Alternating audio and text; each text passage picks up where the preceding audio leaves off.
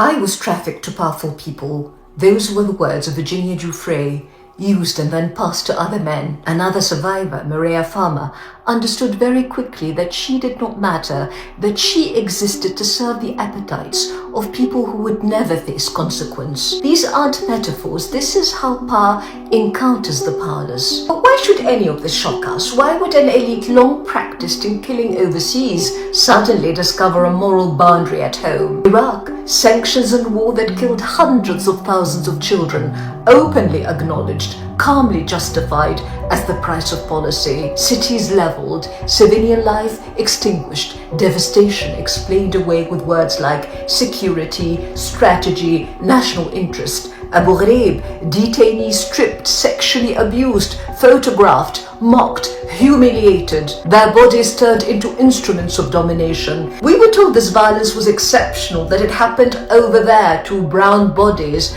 to nameless, faceless prisoners. But here's the truth Western societies avoided for decades: an elite willing to starve populations, flatten cities, and sexually brutalize detainees abroad has no difficulty brutalizing those it deems inferior at home. The line between foreign brutality and domestic morality was always fictional, a comforting story sustained by distance, by racism, by narrative. What gets handled through press statements abroad gets handled through settlements at home.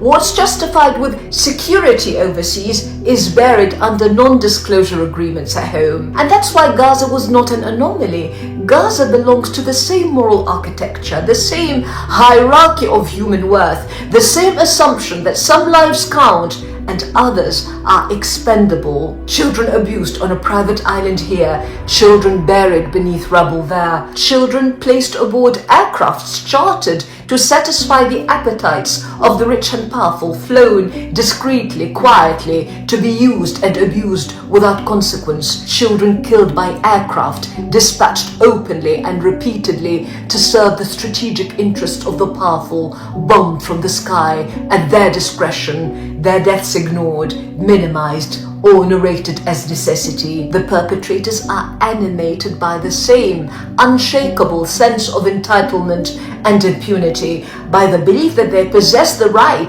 to dictate the fate of others, to brutalize them if they so choose, whether in Florida or in Gaza. And this isn't just about individual monsters, it's about a class that dominates global power and capital, tech oligarchs, financiers, war profiteers. The people extracting wealth at home are the same people profiting from destruction abroad. The faces change, the logic doesn't. Exploitation here, annihilation there, profit everywhere. And here's where the picture sharpens. Ehud Barak, former Israeli Prime Minister, moved comfortably through Epstein's world, visited him over 30 times between 2013 and 2017, even stayed at his New York residences for long periods of time. At one point, Epstein advised Barak to look at Palantir. That suggestion is revealing. It situates Epstein's world not only as a site of personal excess, but as the junction where elite indulgence, intelligence logic,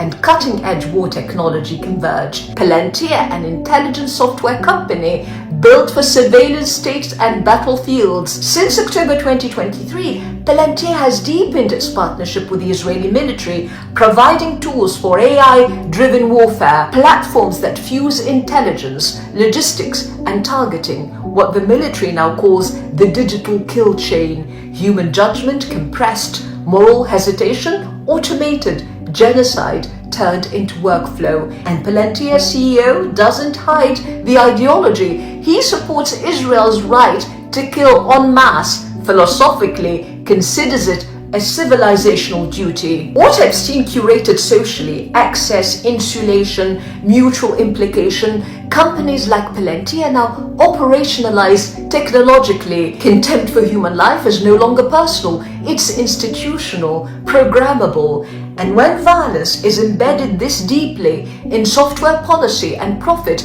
it no longer needs disguise. It can be spoken openly. Might is right, as Trump's ultra-Zionist national security advisor Stephen Miller openly declared. In Gaza, Venezuela, or behind closed doors in Florida. This elite isn't just powerful, it's raised on exceptionalism, on entitlement, on immunity, a closed world where rules are for others and consequences are negotiable. That's why they gravitated to Epstein. He didn't invent their crimes, he affirmed them, he made them feel exceptional, untouchable. His real offering wasn't pleasure or excess, it was confirmation that the moral order applied to lesser beings, not to them, the chosen, the elect. His gatherings weren't just parties, they were auditions, private jets, secluded estates, rituals of belonging. But those who entered drunk on privilege didn't just indulge, they became trapped. What felt like freedom with no limits was exposure. What felt like immunity became leverage, a noose around their necks. They didn't fall into Epstein's web, they became hostages to it. And the final irony is obscene, because this same elite presents itself as the global standard of enlightenment, the arbiter of civilization, the judge of the world. It brings others, those subhumans in Asia and Africa, as backward, savage, violent, then weaponizes those judgments to justify domination, subjugation, even annihilation. Gaza was not a deviation from their values, it was their culmination. The moment a class long accustomed to exercising power without restraint did so in full view of a watching world. The Epstein files expose the ugly private face of this obscene order. Gaza exposes its public one. Together they strip away the last illusion. This was not a failure of values, it was their logical outcome.